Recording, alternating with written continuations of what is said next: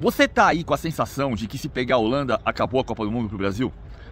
Bom, não é exatamente essa a percepção de quem tá dentro da CBF e dentro da seleção brasileira.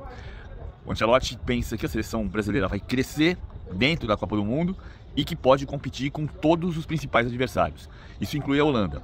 Tem um detalhe, a Holanda é o time que goleou a Suécia, jogou de maneira excelente, com extraordinária atuação do Gakpo, mas uma atuação em que teve menos posse de bola e menos finalizações do que os suecos. Bom, o Paquetá não respondeu sobre a seleção da Holanda, mas disse que todas as seleções da Copa têm que ser respeitadas. Falou isso sobre a Escócia. Ancelotti disse que não está preocupado em pensar na segunda fase agora, porque primeiro ele tem que decidir o grupo contra a Escócia. Mas tem sim um olhar para a Holanda e para o Japão. O Japão foi o único adversário na história da seleção brasileira em 111 anos que virou um jogo que o Brasil vencia por 2-0 e ganhou por 3-2. Isso no final do ano passado.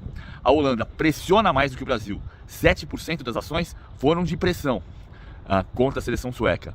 Mas o Brasil não está tão preocupado com isso neste momento. Acha que o Brasil vai chegar mais forte quando vier a segunda fase.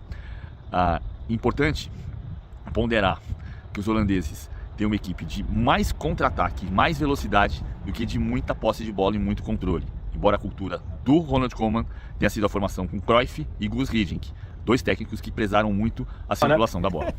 Bota na tela, vai, produção, o campinho aí pra gente entender. Ô, Vessi, aonde que o Neymar poderia se encaixar mais na escalação da seleção brasileira? Pensando no jogo contra a Escócia, não dá pra pensar nele sendo titular. Mas que função aí ele poderia fazer com a seleção?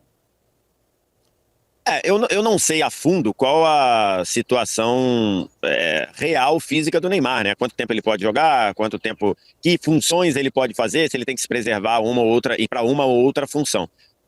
Eu acho que a gente tem que assumir que o Neymar no momento defensivo vai ter que ser menos exigido, né? Eu imagino.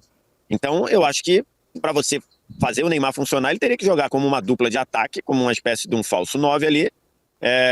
E aí, quando voltasse marcando, o Neymar fosse o cara que marcasse menos. Então, o Neymar fosse um cara que fizesse uma sombra no zagueiro ali, só para evitar uma saída de bola mais...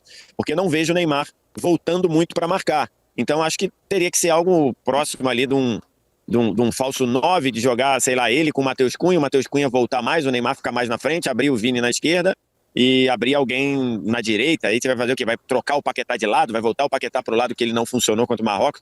Então, assim, acho que teria que ser mais ou menos isso. Ou então tirar o Matheus Cunha do time, agora que o Matheus Cunha encaixou. Eu acho que não é muito simples, assim, do ponto de vista de se dedicar menos na marcação, o Neymar teria que entrar no lugar do Vinícius, né? Mas a gente não vai fazer sentido a gente tirar a nossa maior referência técnica, que é o Neymar, com o nosso jogador que está jogando melhor, que é o Vinícius.